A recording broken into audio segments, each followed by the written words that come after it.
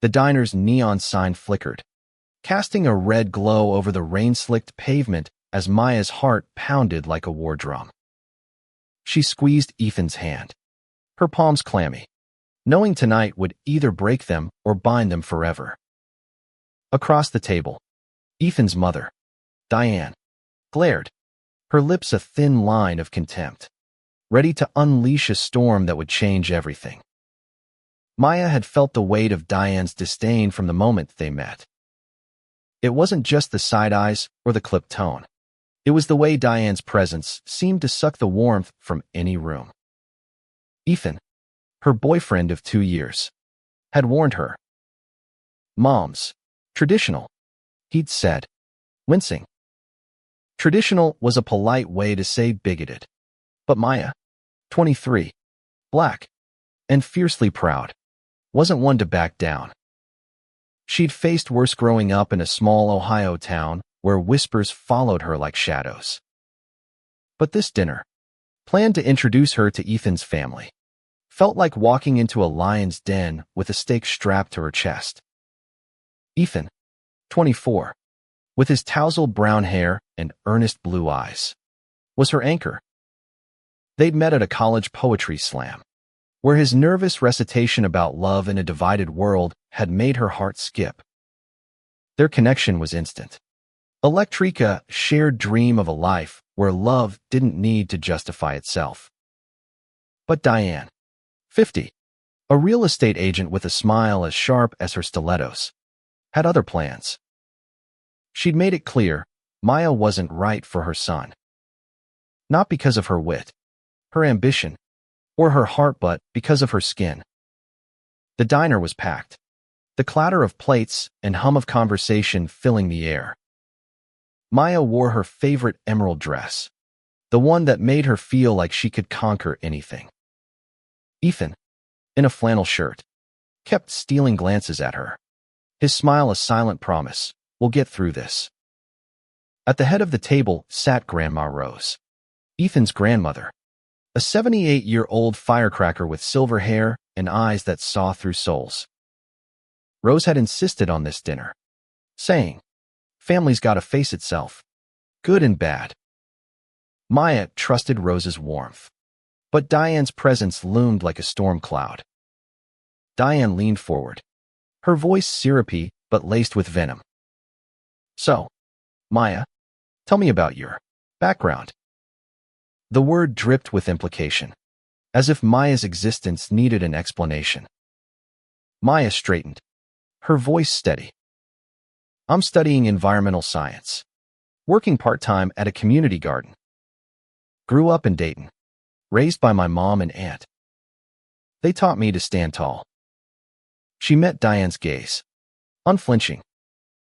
Diane's smile tightened. "How quaint." She sipped her coffee, but her eyes never left Maya, calculating, waiting for a crack. Ethan's jaw clenched, his hand tightening around Maya's under the table. Rose, sensing the tension, chimed in, her voice warm but firm. "Sounds like you've got a good head on your shoulders, Maya. World needs more like you." The server arrived with their food-fried chicken, mashed potatoes, and gravy that smelled like comfort. Maya's stomach growled, but Diane's next words killed her appetite. "Ethan, you know, Sarah from church was asking about you. She's such a lovely girl. From a good family."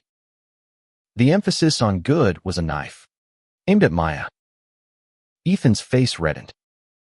"Mom, stop it. I'm with Maya. I love her." The diner went quiet, heads turning. Diane's eyes flashed, her mask slipping. "Love. You're young, Ethan. You don't know what's best for you." She grabbed the gravy boat, her movements sharp, deliberate. Before anyone could react, she tipped it over Maya's lap, the warm, greasy liquid soaking her dress. Gasps rippled through the diner. "Oops," Diane said, her voice mock sweet. "Clumsy me." Maya froze, the sting of humiliation burning hotter than the gravy. Ethan shot to his feet, his chair scraping. What the hell? Mom. Rose's face darkened, her frail hands gripping the table. Maya wanted to disappear, but she wouldn't give Diane the satisfaction. She stood, gravy dripping, her voice low but fierce. You don't get to decide who I am or what I'm worth. Rose stood too, her small frame radiating fury. Diane, you've shamed this family long enough. Her words cut through the diner's hush, a promise of reckoning. Maya's heart raced, caught between pain and the flicker of hope that Rose's strength offered. This wasn't over, not by a long shot. The diner's air felt thick, charged with the weight of Diane's cruelty and the stunned silence of onlookers. Maya's dress clung to her thighs, the gravy's stench mixing with her rising anger. She wanted to scream, to throw the table over, but Rose's hand on her shoulder anchored her, a silent command to hold her ground. Ethan's face was a storm of emotions, fury, shame, love. He grabbed napkins, kneeling to help Maya, his voice shaking. I'm so sorry, Maya. This isn't who we are. But Diane's smirk said otherwise.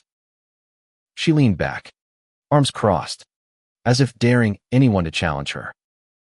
The other diners whispered, some sympathetic, others merely curious, their eyes darting between Maya and Diane like spectators at a gladiator match. Rose, though, was done with games. She stepped forward, her voice low but carrying the weight of decades. Diane, you've always been small, but this is low, even for you. Diane's smirk faltered, but she doubled down. Mother, stay out of this. You don't understand how the world works now. Understand. Rose's eyes blazed. I lived through segregation. Diane. I saw people spit on for less than the color of their skin. And you, my own daughter, dare to sit here and dishonor this girl. The diner was dead silent now, every ear on Rose. Maya's chest tightened, gratitude mixing with the ache of Diane's rejection. Ethan stood, his hand finding Maya's again, a lifeline in the chaos. Maya spoke, her voice steady despite the tremor in her heart. Mrs. Larson, I don't need your approval. But I love your son, and I'm not going anywhere. Diane's eyes narrowed, but before she could retort, Rose slammed her hand on the table, rattling the plates. Enough. We're leaving. Maya, Ethan, come with me. They followed Rose out, the diner's bell jingling as the door swung shut. The cool night air hit Maya's face, a relief against the heat of her humiliation. Her dress was ruined, but her spirit wasn't.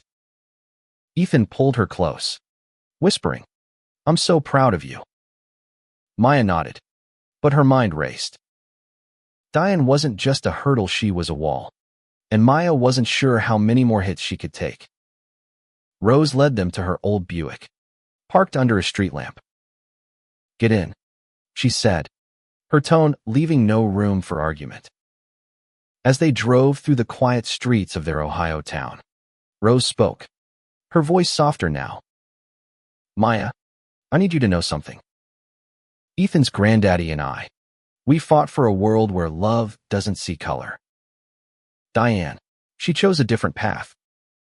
But you and Ethan, you're the future we dreamed of. Maya's eyes stung, but she held back tears. Thank you, Rose. But what do we do now? She's his mom. Ethan's hand tightened around hers.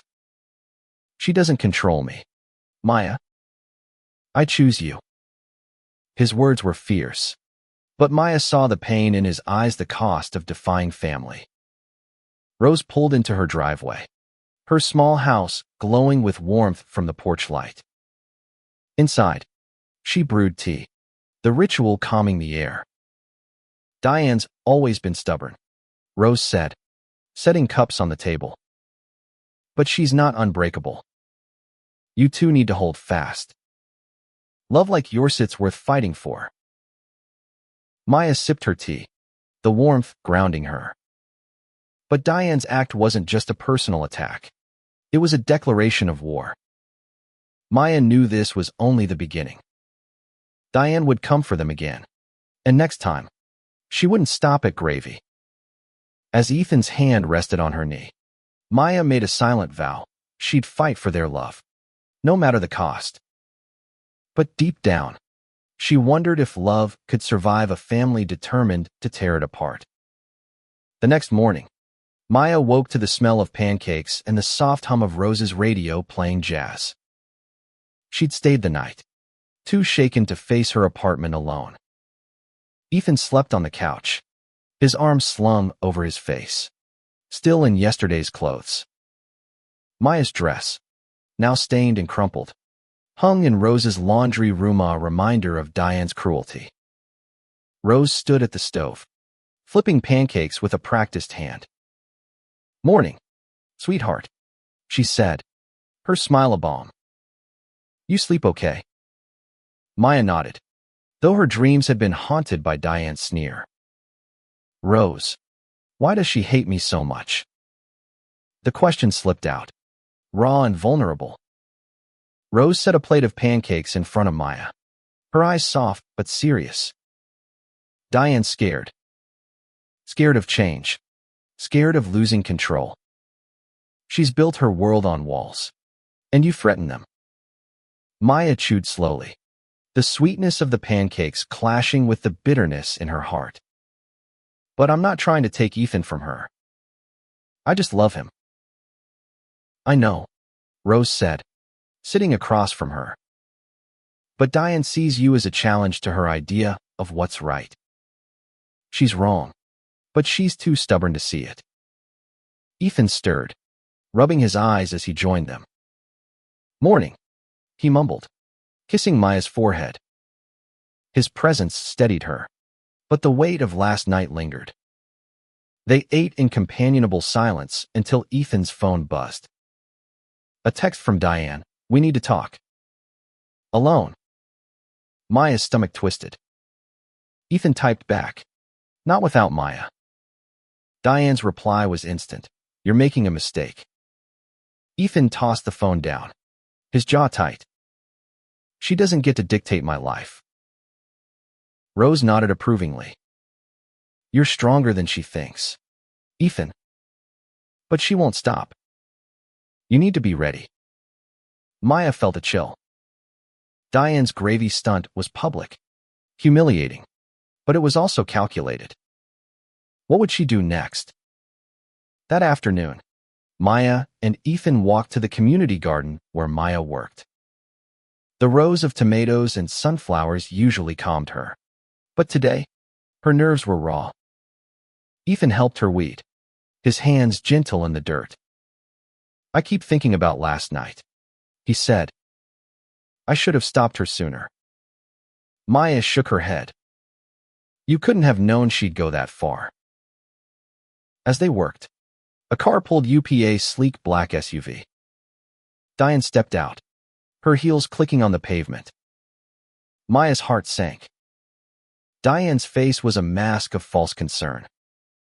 "Ethan, can we talk? I'm worried about you." Her eyes flicked to Maya, dismissing her. Ethan stood, brushing dirt off his hands. "Anything you say to me, you say to Maya." Diane's smile was brittle. "Fine. Maya, you seem like a nice girl, but you're not right for my son. This relationship won't last. You're from different worlds." Her words were a blade, cutting at Maya's core. But Maya stepped forward, her voice steady. "The only world that matters is the one where Ethan and I choose each other."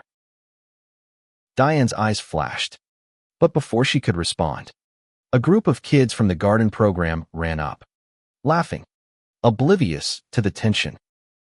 "Miss Maya, Look at our beans. One shouted. Maya smiled, kneeling to admire their work. Diane watched, her expression unreadable, then turned and left without another word. Back at Rose's, Maya felt the weight of Diane's words. Different worlds. Was there truth in that? Ethan sensed her doubt, pulling her close. Don't let her get in your head. We're building our world. Together. Maya nodded, but fear gnawed at her. Diane wasn't just fighting for control, she was fighting to destroy. Days turned into weeks, and Diane's shadow loomed larger. Maya and Ethan tried to reclaim normalcy movie nights. Long walks, stolen kisses under the stars, but every moment felt fragile, like glass waiting to shatter. Diane's attacks grew subtler, but no less vicious. She'd call Ethan late at night, her voice tearful, guilt-tripping him about family loyalty. She'd send texts to Maya, thinly veiled insults disguised as concern. Are you sure you're ready for a life with my son? Maya refused to break. She threw herself into her studies and the garden, where the kids' laughter drowned out Diane's poison. But the strain showed. Ethan's smiles grew rare, his eyes shadowed with guilt. He loved Maya, but Diane was his mother, and her disapproval was a wound that wouldn't heal. Rose, ever the rock, kept them grounded. She'd tell stories of her youth protests, love across color lines, the fights she and her late husband won. Love is a battle, she'd say, her voice steady. But it's one worth winning. Maya clung to those words, but doubt crept in. Could love survive a war like this? One evening, at a town festival, Diane struck again. Maya and Ethan were dancing to a local band, their laughter a rare moment of joy. Diane appeared, arm in arm with Sarah, the lovely girl from church. She introduced Sarah to everyone, her voice loud enough to carry. This is who Ethan should be with, she said, her eyes locked on Maya. The crowd murmured, sensing the drama. Ethan's face flushed, but he didn't falter. He pulled Maya closer, spinning her in the dance. Ignore her, he whispered. But Maya felt the stares, the judgment. Sarah, blonde and timid, looked uncomfortable, clearly unaware of Diane's game. Maya's heart ached not for herself, but for Ethan, caught in his mother's web. Later, at Rose's, Ethan exploded. Why can't she let us be? I'm done with her games. Maya held him, her own anger simmering. She wants to control you, Ethan. But you're not hers to control. Rose, knitting in her armchair, nodded. Diane's scared of losing you, Ethan. But she's losing herself instead. The next day, Maya found a letter slipped under her apartment door and signed, but Diane's handwriting was unmistakable. You'll ruin him. Walk away. The words burned, but Maya didn't tell Ethan. She didn't want to add to his pain. Instead, she called Rose, who arrived within the hour. Burn it, Rose said, her voice fierce. That woman doesn't get to write your story. Maya tore the letter to pieces, but the words lingered. She loved Ethan, but Diane's hatred was a poison seeping into their lives. That night, as Ethan slept beside her, Maya stared at the ceiling, wrestling with a question she couldn't shake. Was loving Ethan worth losing herself? The answer terrified her, but Rose's voice echoed in her mind. Love is a battle. Maya wasn't ready to surrender. The turning point came at Thanksgiving. Rose insisted on hosting, determined to reclaim the holiday from Diane's toxicity. Maya hesitated. Another family gathering felt like stepping into a trap, but Ethan's pleading eyes convinced her. We can't let her win, he said. Maya agreed, but her nerves buzzed with dread. Rose's house was a haven of warmth, filled with the scent of roasted turkey and pumpkin pie. The table was set for 4, Rose, Ethan, Maya, and, reluctantly, Diane. Maya wore a new dress, red and bold, a silent defiance of the gravy incident. Ethan's hand never left hers, his thumb tracing circles on her palm. Diane arrived late, her face a mask of politeness. But her eyes betrayed her cold, calculating, ready to strike. Rose, ever the peacemaker, kept the conversation light, sharing stories of past Thanksgivings. But Diane couldn't resist. Maya, do you even celebrate Thanksgiving? I mean, with your background. The jab was subtle, but it landed hard. Maya's fork paused midair. My family's been in America for generations. Mrs. Larson. We celebrate gratitude, same as anyone. Her voice was calm, but her heart raced. Ethan's grip tightened, his eyes pleading for peace. Rose, though, had had enough. Diane, you will not disrespect my guest in my home. Apologize. Diane's laugh was sharp, cutting. Apologize? For what? I'm just stating facts. The room froze, the air thick with tension. Ethan stood, his voice low but fierce. Mom, you don't get to do this anymore. Maya is my family. If you can't accept that, you're the one who doesn't belong here. Diane's face paled, her mask cracking. For the first time, Maya saw something new in her eyes: fear. Not of Maya, but of losing Ethan. She opened her mouth to retort, but Rose cut her off. Diane, I raised you better than this. Your father and I fought for a world where love wins. You're spitting on that legacy. The words hit like a slap. Diane's hands trembled, but she said nothing, her silence louder than any outburst.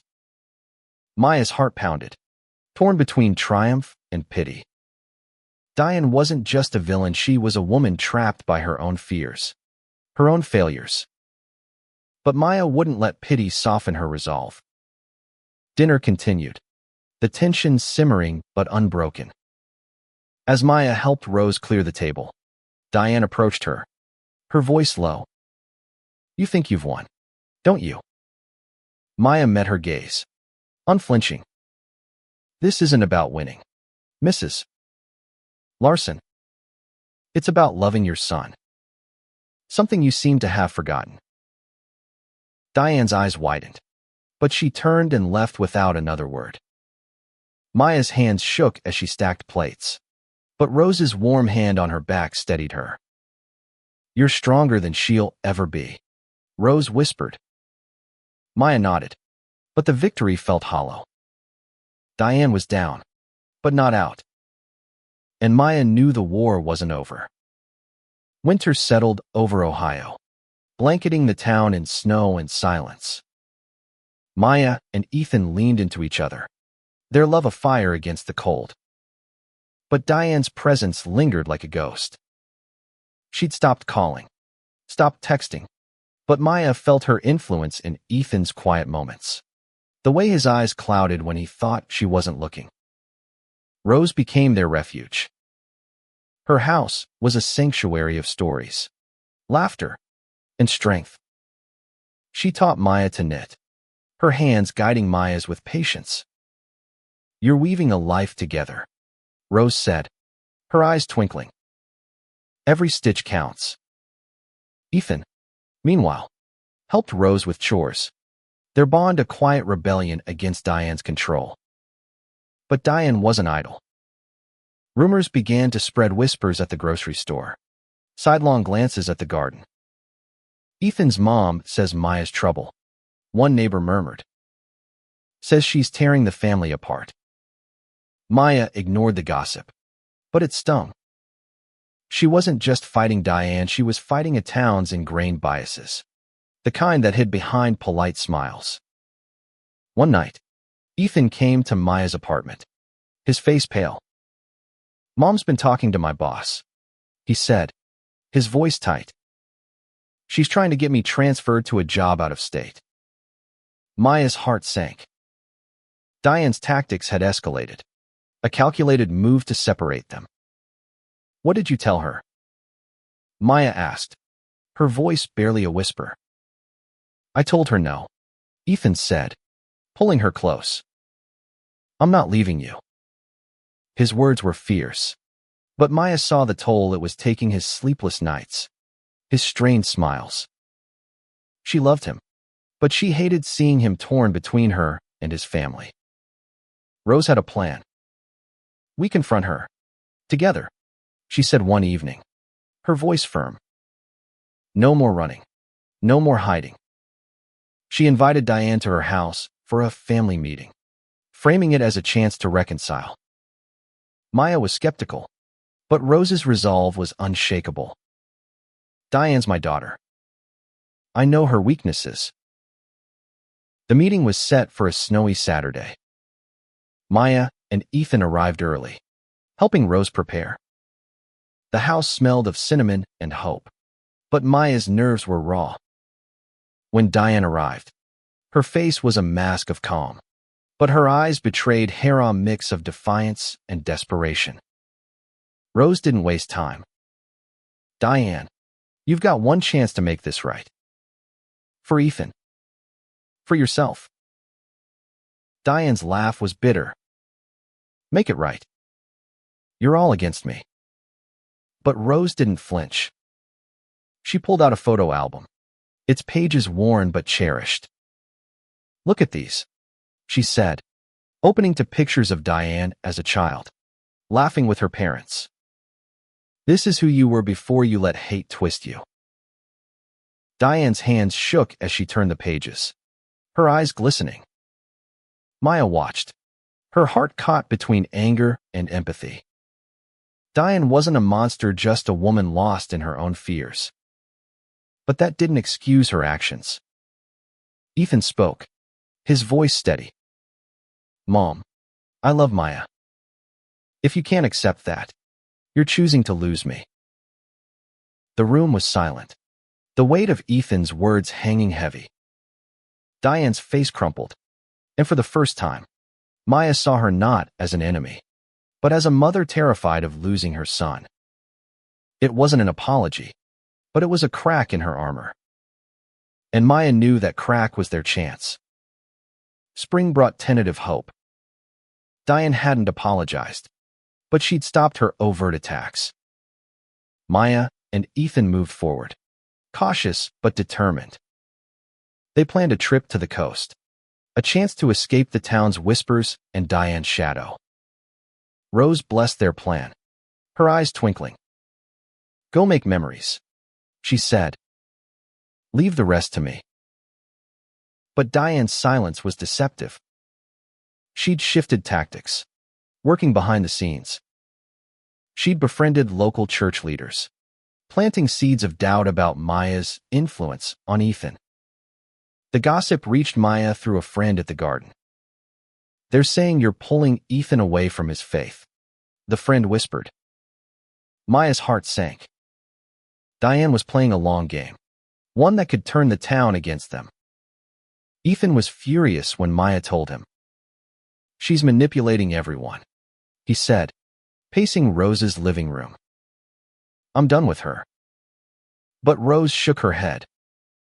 "You don't fight hate with hate, Ethan. You fight it with truth." She proposed a bold move, a community event at the garden, where Maya and Ethan could share their story, their love, their vision for a better future. Maya was terrified. Speaking publicly meant exposing their wounds, risking more judgment. But Ethan's hand in hers gave her courage. "We'll do it together," he said. They spent days planning, with Rose rallying support from her old activist friends. The event was set for a sunny Saturday. the garden bursting with color. The turnout was bigger than Maya expected. Neighbors, classmates, even some of Diane's church friends. Maya stood before them, her voice shaking at first but growing stronger. "I love Ethan," she said, her eyes meeting his. "Not because of where he comes from, but because of who he is. We're building a life together, and no one gets to tear that down." Ethan spoke next, his voice raw. "My mom's wrong about Maya. She's wrong about a lot of things. But I believe in us, and I believe in this town." The crowd was quiet, some nodding, others uncertain. Then Rose took the stage, her presence commanding. "I've lived long enough to see hate try to win. It never does. Love is stronger, always." Diane was there, standing at the back, her face unreadable. When Rose finished, she walked away, her heels clicking on the path. Maya's heart sank, hoped for a sign, any sign, of change. But Ethan squeezed her hand. "We did it," he whispered. "We told our truth." The crowd's applause was tentative but real, a small victory in a long fight. That night, Maya and Ethan sat on Rose's porch, wrapped in a blanket. "Do you think she'll ever change?" Maya asked. Ethan sighed. "I don't know. But we're stronger than her hate." Maya nodded, her heart full but heavy. The battle wasn't over, but they'd claimed ground. And with Rose by their side, they'd keep fighting. Summer arrived, and with it, a sense of resolution. Maya and Ethan's garden event had shifted something in the town. Neighbors smiled more, whispered less. The kids at the garden asked Maya about Ethan, their innocence a reminder of what she was fighting for. But Diane remained a shadow, her silence louder than her words. Rose, ever the strategist, kept working on Diane.